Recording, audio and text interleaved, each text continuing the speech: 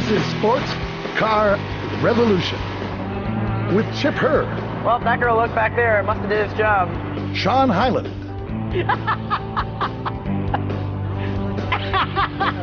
Jeff Lorriman, If you're the guy heading for the wall for the big crash, you'll be happy you did it correctly. and Kazzer. It's just badass. Get down to it. This week on Sports Car Revolution, we'll continue work with the Grassroots Motorsports guys on our mx5 project car. We'll put a crossmember and a roll cage into our V8 Focus project car. And Kaz will take this truck and bring it out. I don't think we've ever seen more email than we got this past week. First of all, some of you were mad at us for setting the parts from that old Focus on fire. Listen, if you think you need those parts from the old Focus, get a life or start writing to Sam Mamolo and Dennis Gage, because we're not interested. And there's the subject of what's in a hot dog. If you're not prepared to eat every single part of the bovine species, don't eat a hot dog.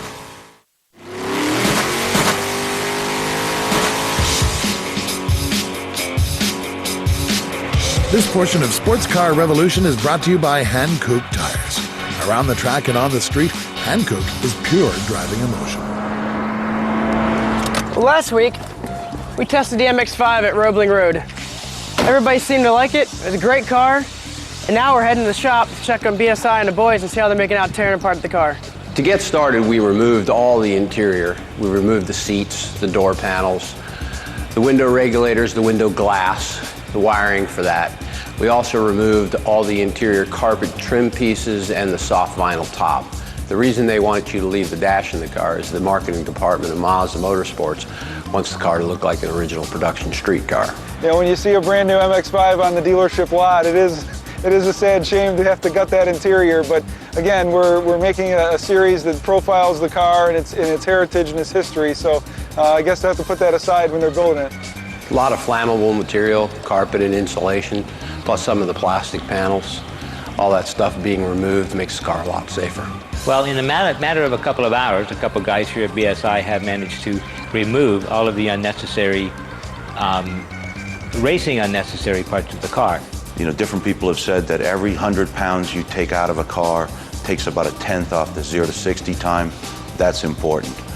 Another thing you need to think about is moving weight around. If you've got a big driver in the car, that's different if you have a little driver. What you're thinking about here is putting the weight to get a couple of things. You want the weight low in the car, and you also want to move the weight around to try to get the corner weights as close to equal as you can. It's part of the process and always a challenge to any racer to try to get all of the weight they can out of the car. Unfortunately, we don't always take the time to take the weight out of our bodies. After this, we'll raise the car up in the air and we'll remove some of the other panels. The exhaust panels, insulation panels for the exhaust can be removed, and some of the access panels can be removed. Some of the wheel trim moldings can be removed. That will obviously lighten the car some more. These guys from BSI are real pros. They're going to take this car apart, they're going to put it together, they're going to take it apart, they're going to put it together. Why? Because they want to see if there's any legal way to make it a little faster, a little lighter, and they also want to know how this car works, how it comes apart. At a racetrack, you need to be able to fix something quick, and if you know that that steering column's held on by a 10mm wrench, when it breaks, you can fix it that much faster and get back in the race. Now that we've removed all the interior, we're going to scale the car to see how much weight we've actually lost out of the car. We'll replace Chip's weight with some dumbbells as he's out chasing women. Next week, we'll return back to BSI Racing to start the installation of the roll cage. When we come back, Jeff Lorriman will tell you what to do when things get too hot in the cockpit, and we'll spend some time at Infinity of Oakville working on our G35 project cars.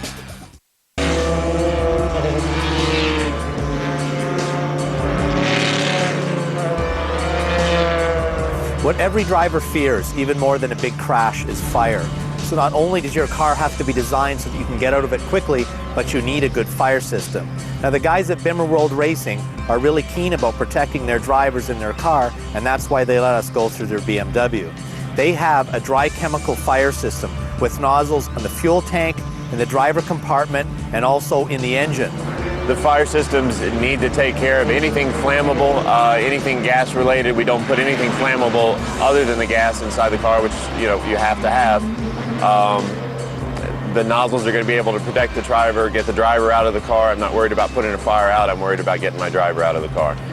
Now, there are many different kinds of fire suppressants. There's CO2, halon, and dry chemical. You need to make sure that you have the right one for an automotive application. It is critically important because it may not put out the fire that you need it to put out. Now, aside from the nozzles to actually put out the fire, the button to start the extinguisher has to be very close to the driver. But in this case, they've also mounted one out by the window so that the marshal can activate it as well. Now, generally, fire bottles are very heavy, and they can actually affect the handling of the car depending on where they're mounted. In this case, Bimmerworld thought it best to mount the fire bottle in the trunk to help with the weight distribution of the car and actually help the car drive a little better. Well, Puerto Rico was the last race of the year in 2003 in the Protege, and we were still somewhat in a points hunt for maybe a third or fourth position. The race started out wet and went to dry, and I was making my way towards the front, and I started smelling fuel. And I thought it might have been from Bob Stretch in front of me, and then I got past him, and I still smelled it, and it got worse and worse and worse, and only had a few laps to go, and I said, well, I think we can tough this out, and I'm putting my hand out the window to try to get some fresh air, and I'm getting a little woozy, and then all of a sudden I see flames coming through the door. And I was doing about maybe 70 or 80 miles an hour coming up through brake zone. I went ahead and started taking off my belts. I kept the car rolling in an effort to keep the flames going back. And I went to get out. And I was making a pretty good exit, but at that point in time, our window nets hung down from the top. And as I went out, my Hans device got caught in between the webbing, and it swung me up, and I was stuck right in the middle of the flames for about 2 seconds. And then what happened was the window net melted, broke, and I fell out and rolled. Well, since then, SCCA has instituted a rule where the window nets must drop down. If I had flipped like we have here, we flip it out, the window net drops down. If that had happened, I would have exited with no problem whatsoever. We're back at Oakville Infinity with our pair of G35s. This is the automatic all-wheel drive sedan that we were telling you about last week. We're going to get started by getting Tony McGrath from AutoCosmetic.com to take all the dents out of these cars. They've both been delivered for over a year, and they've got all the parking lot damage. Then, on this car, we're going to install the cold air kit. Now, it'd be way better if this was flat black in color. You can say it's Go Fast Part because it says G35 on it. Should be good for a few horsepower. We've actually dyno tested it. And then we're going to install this grounding kit. Now, the thinking is we've got more efficient electrical distribution, then the car runs better. Well, this G35 is getting the cold air intake and grounding kit as well, but it's also getting this Nissan Motorsport short shift kit.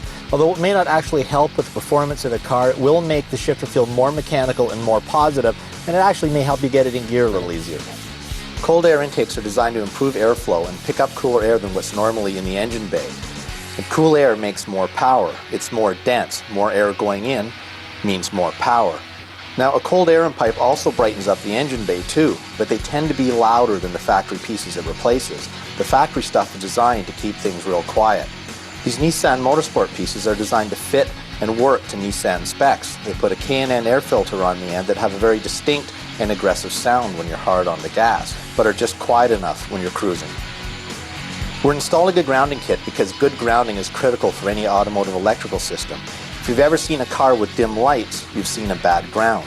If you're starting to modify and tune your car, it makes sense to make sure that your engine systems are properly grounded so that the electrics work at their optimum performance. The less power the alternator has to make, the less horsepower from the engine it eats up, transmitting to more power where it counts. And at the very least, it'll allow the flux capacitor to supply the Heisenberg compensator with the power it needs. Engineers perform a balancing act trying to please as many people as possible. But the hardcore among us prefer to be more connected to the car, and one of the many ways to do this is a short shift kit. A short shift kit provides enhanced and a purely mechanical feel between the car and the driver when you're shifting. It also allows shorter throws between the gears with a more positive engagement, which is a real bonus when you're on the track or just driving hard on the road. Once you're done with all this work on your car, for a relatively small amount of money, you can have all the little dents and parking lot dings taken out with paintless dent remover because you want it to look as good as it performs. Now, this is Tony McGrath from Auto Cosmetics. With his loving touch and smooth caresses and powerful suction cups, the dents are helpless to his determined gaze and strong yet persuasive hands. The car literally trembles with anticipation of what's to come, longing for the chance to be looked upon as beautiful once again. When we come back, we're through taking the Focus apart. Now we're going to start putting it together, focusing on making the car just a little stiffer. This portion of Sports Car Revolution is brought to you by TELUS. The future is friendly. Back at Sean Highland Motorsports with the man himself. The Focus project is now into about stage 3. It's been to the frame shop, it's been completely disassembled, and now we begin the process. We did get a kit through Ford Racing that we're going to try to improve on. I guess a bolt-in kit is fine for somebody with a half-inch drill bit in their driveway, but you've got a lot more gear than that. Yeah, that's right. We're going to weld in most of these brackets and subframes and components because it's going to help stiffen the chassis. And at the end of the day, this is an open track car, so we want the chassis as stiff as possible so the suspension works properly. All right, let's go through it step by step, beginning with the back. Okay, on the back, we're going to have to cut out the spare tire well in order to mount this bracket here, which is the mounting point for the upper trailing links for the 8.8 diff. This bracket here is what the coilover shocks mount to. These two smaller brackets clamp over the frames, and that's what the lower links for the 8.8 attach to. On the front, we've got the subframe assembly, which bolts up basically where the stock subframe did originally, and that mounts the rack. Then we've got two brackets that go on either side, attaching to the front frame rails. Now we have to remove the stock left-hand motor mount bracket off the unit body by drilling out the spot welds in order to attach the one side. While we were strengthening the chassis, the next logical thing to do was trial fit the roll cage, since it's part of chassis stiffening as well. Our starting point for this was a roll cage made by Multimatic originally for a spec Focus series that didn't get off the ground. When we tried to fit it inside this Focus, however, we found the headliner sat an inch lower because this model has a sunroof. So we had to lop an inch off the bottom of the front hoop. Once we fit the main hoop into the car and join the front and rear sections together, you can begin to see it come together. The rear stays go back and mount to where the rear shock towers are, thereby tying the suspension in with the roll cage. The main hoop diagonal and crossbar across the floor level greatly increase the torsional strength of the car. There's also a crossbar behind the driver's seat to anchor the shoulder belts to. One small problem with the front hoop on this is how close it is to the steering wheel. We're going to have to put a small diameter steering wheel on the car to avoid the driver wrapping his knuckles on it. Once we've got the trial fit finished, we'll take the cage out, send it out for powder coating, and it'll be one of the last items to be installed when the car is completed. All right, so going from what was a kit that was meant to be bolted in, making it just a little bit more serious because this car is going to be on the track, we have an opportunity to go through this thing from front to back and then know we're starting with a sound platform. When we come back, we'll take a look at GM's newest roadster platform called the Pontiac Solstice.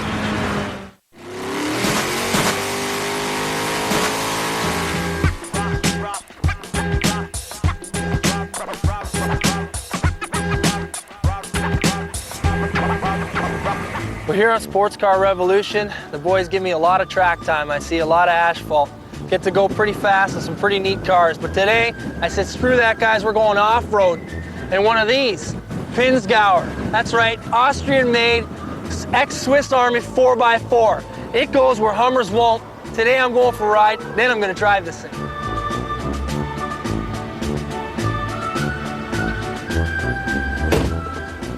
All right, today I'm driving with Jeff, my man right here, and he's gonna tell us all about this thing just so we're up to speed. This is a true 4x4. It's a 5-speed, but it's got low and high capabilities. That's right. And it's got independent locking axles. Yep, you can, it's hydraulically engaged. You've got 4-wheel drive. You can lock the rear diff. You can lock the front diff. You can isolate whichever one you want, whenever. Right. And what about the angles of attack on this thing? Can you tell me Angle about that? Angle of approach and departure is about 46 degrees, as well as actually if you're crawling forward, it's until loss of friction, so you can just climb up nearly anything. Right. It's all shift on the fly. Just pull it for 4-wheel, pull the next one, you got rear diff, pull the third one, and we're going to try out. It's about 46 degrees here. Unbelievable. It'll just crawl right up. And what gear are we in now? First gear? We're in first gear, low range. Gets a little tight in the corners with the lockers on, but it still turns really tight. There's really nothing else that'll follow it in terms of going through bush or dense areas. Even though this thing looks like it's incredibly tall, it's, you know, it's not going to roll over till about 46 degrees. 46 you are going over. Right now we're going down a super steep hill here. Here we go. Yeah, love it. Cool. We've actually had the back wheels lift there ever so slightly. What do they call it? Do they have a term for that? Donkey kick or something like that? Yeah, we can kick one wheel up at a time. Right. It's a really rigid frame. It's actually a swing axle design, something similar to a Volkswagen Beetle, the old Beetles. So there's just that many less moving parts in the back of the truck or in the suspension. And that's why they put up with as much punishment as they do. This is another monster we're going to get up here. We're going to hang on. We're going to have to get a little bit of a dribble of momentum on this one.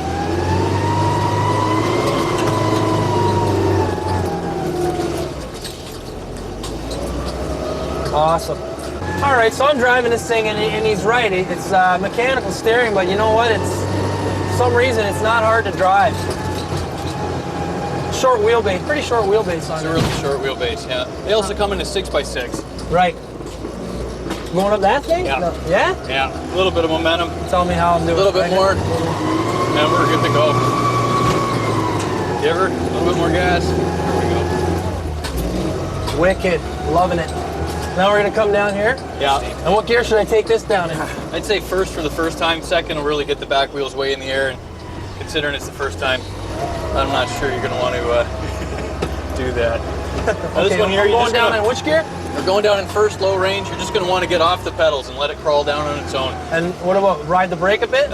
Maybe just a dribble. I mean, it'll stop us. Just let your feet off the pedals and drive her. It's a little nerve-wracking at first. I love it, man. This is awesome. What a sport. We just had back wheel way in the air there. Loving it.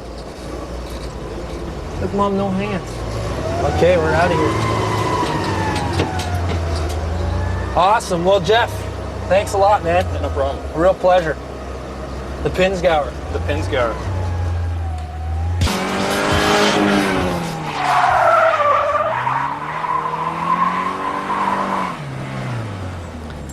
The guys from Sports Car Revolution, they got this cool car for me to drive, the Pontiac Solstice.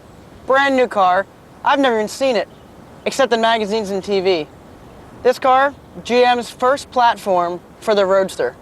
I can't wait to see what it's got. The guys from Sports Car Revolution love it. Let's see what's got on the track.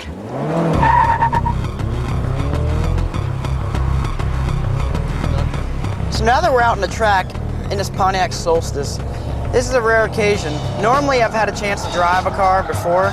This is the first time I've ever seen one, or even sat in it, or even driven this car. This ought to be interesting.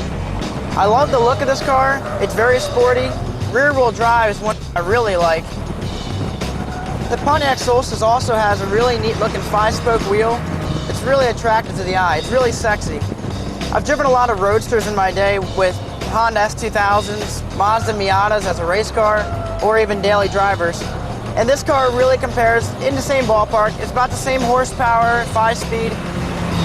It's very predictable. This car, anybody can drive this car and really have no problem getting in trouble and having to, compensate for over driving it. A phenomenal car for the street and a lot of fun to drive. It's got good power, and actually it lays an anchor for rolling on the brakes. It gets stopped. And you can throw it sideways whenever you want. Just like that. On the interior on the Solstice, it's really kind of neat. It's detailed in a lot of chrome pieces, which is really sharp. The radio has an in-dash CD player, which is really neat. Also, with the steering wheel, has all the adjustments for your volume and your tilt and cruise. This car, in a convertible, brand new, off the showroom floor, is base price of less than $20,000. What a bang for your buck. Go out there and test drive this car. You're gonna love driving it, and it's definitely worth the money. If you're looking for a third vehicle, there's not a lot of trunk space, but I tell you what, it's fun to drive, and it's great for summertime. One thing that I really noticed, my family grew up around a lot of Corvettes. This car feels like it's got the genes of the Vet. It's got the hood. When you pop the hood, you go to lift it, it feels like a C4 Corvette. It's really neat. It's like like a baby vet. It's just amazing how predictable this car is. You're gonna start seeing these cars with tinted windows, lowered, 18, 19-inch wheels, sound systems, exhaust. You know, it's gonna happen. It's a matter of time. For some reason, I have a feeling that somebody is gonna wanna put a V8 motor in one of these cars and make it really one sick little roadster with a lot of horsepower. Guess we'll have to wait and see. For my first time driving a Solstice, I'm impressed. For a new car out of the box, this thing is fun, it's sporty, it looks awesome, and it's convertible. What's better than that? If you get a chance to drive this car, I'd take somebody up on it, because it's definitely a fun car to drive.